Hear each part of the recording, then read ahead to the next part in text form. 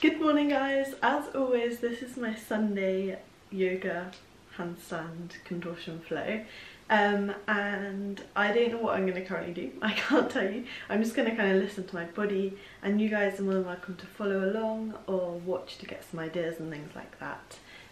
But please subscribe to my channel if you're not already, give this video a thumbs up if you do enjoy it, and let's get into the flow.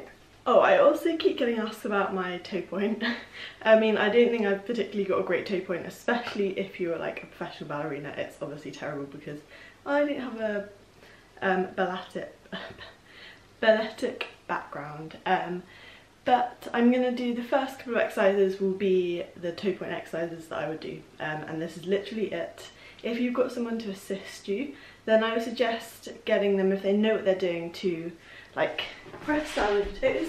So you've got someone kind of holding your foot and then just kind of slowly rounding that down to the ground, but very carefully and only if they know what they're doing, because otherwise, you know, you don't want to injure yourself. But yeah, the first couple of exercises will be the toe point exercises, then I go on to my kind of flow. So I hope you guys enjoy.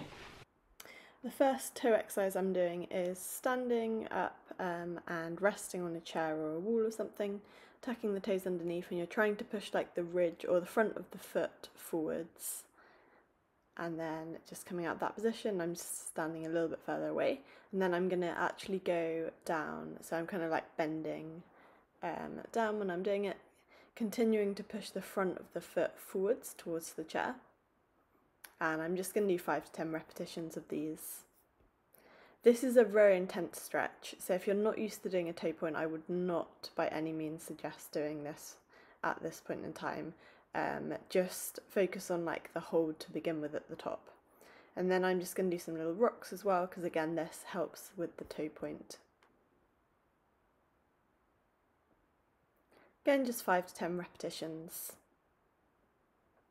And that's going to help the flexibility side. And then to increase the strength, you're literally just going to practice the toe point and also really focus on tensing the legs as well, so you can also increase strength in the quads. Then I'm just kind of shaking the toes out a little bit. And now I'm going to go on to my flow. So I'm starting, bring my arms backwards, just doing arm swings going backwards. It's going to be fairly easy today, so you're more than welcome to follow along. And then arm swings going forwards and into hip circles.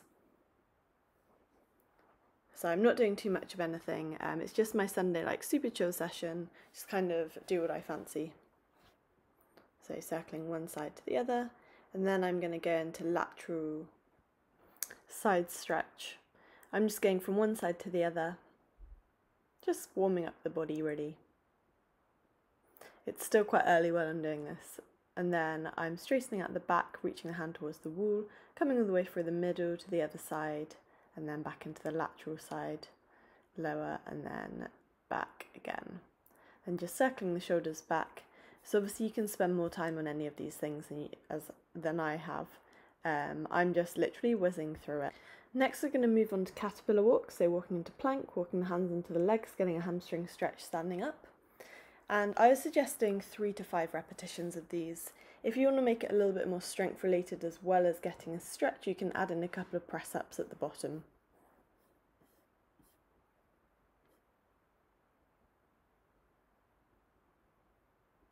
Then we're going to drop down to the knees and we're going to go into wrist stretches.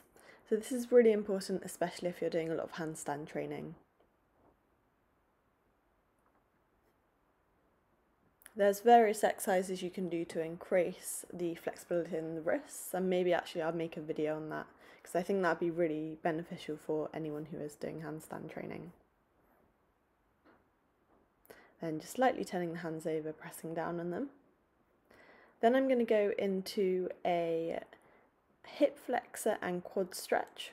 So it's just dropping my body weight to one side, and then I'm going to go into pigeon afterwards, so bring the leg out front, which stretches the outer glute. So the glutes are the tightest area probably of my body, so I like to make sure that I'm doing lots of glute stretches within my training. So I'm just stretching out the hip flexors and then going into the pigeon position, stretching out that outer glute.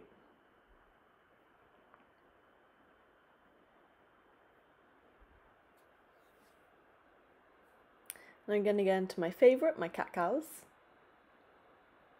I always find this kind of sets me up for the day. I feel really good after I've done, all my different stretches.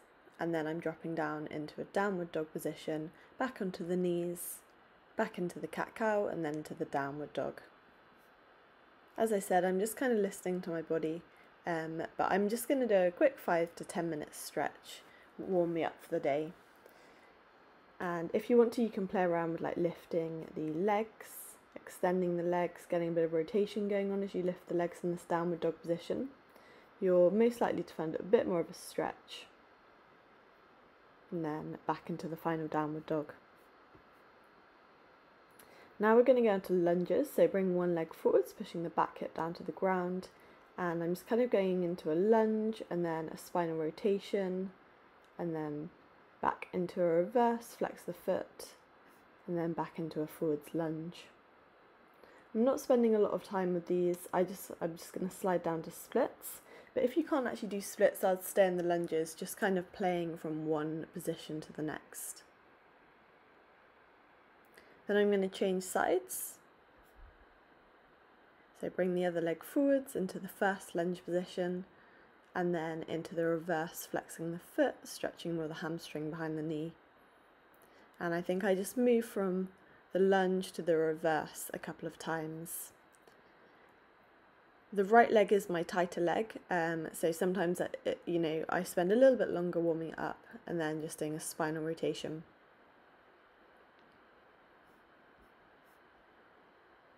And sliding down to that leg split. As I said, stay in the lunges if you can't do splits, or get to where you can in a split attempt. And now I'm just going to do a couple of side-to-side lunges ready for my straddle and also middle split position. And hold in the middle, so trying to sink my bottom down to the ground, pushing the knees out with the elbows. And standing up. And then into a straddle position, legs out to the side, reaching one arm out to the side, looking up for the ceiling, and then just changing sides. You can spend a lot longer in these positions. Obviously I am very flexible naturally, so I don't really need to spend too much time in them. Then I'm just going to go into a full straddle stretch, flexing the feet to get a bit more of a stretch in that position before I go into a box split. This is a very comfortable position for me. Again, if you're not down in middle splits, you can stay with straddle stretch, or you can do some more side-to-side lunges.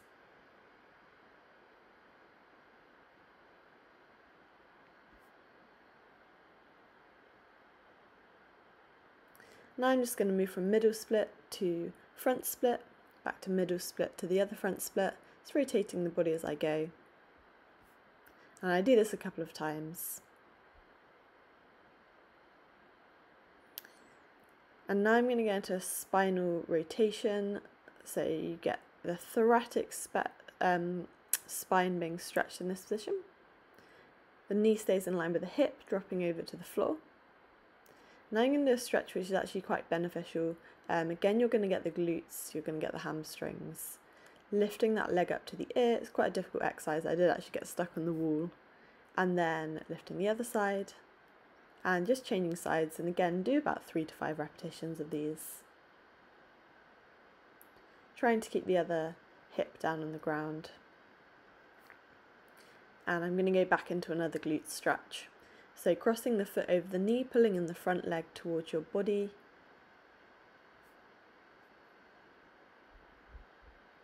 Holding for about 15 to 30 seconds on each side, and then changing sides.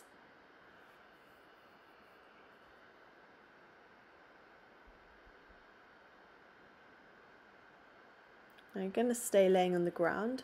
I'm just going to go into what I'd normally do my PNF stretch on, but I'm not going to do a PNF stretch. I'm just going to simply pull my leg back and then just ease off a little bit. Trying to get the leg as far back as I can, not putting too much pressure on it, and then changing sides. So make sure in this position the hips are staying on the ground, you're keeping the leg as straight as you can.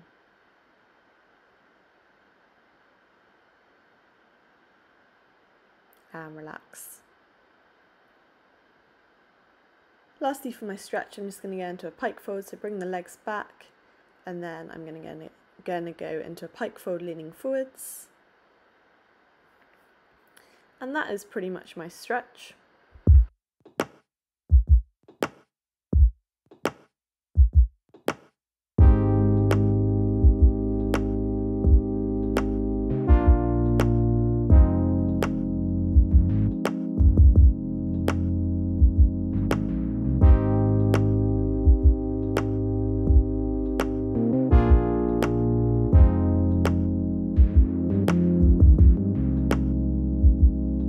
You said it yourself, this will not work if we are miles apart.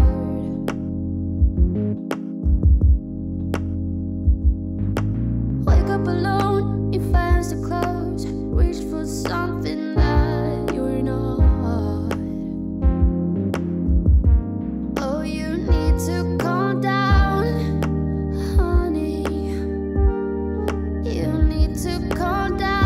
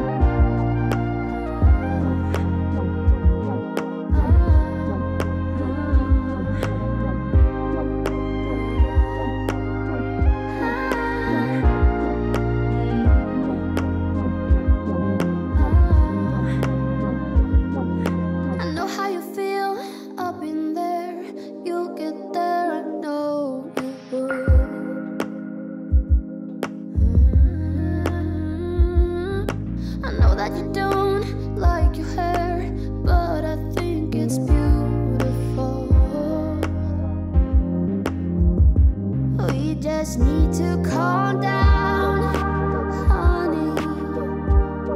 We need to calm down, honey. We need to calm down, honey. Hope you enjoyed that video and maybe you found it useful for your own training. This next week I have a couple of tutorials that I will be doing and some different style like chilled vlogs and stuff like that, and probably a full day of eating as well. So make sure to stay tuned. I hope you enjoy the rest of your Sunday and I will see you for my next video.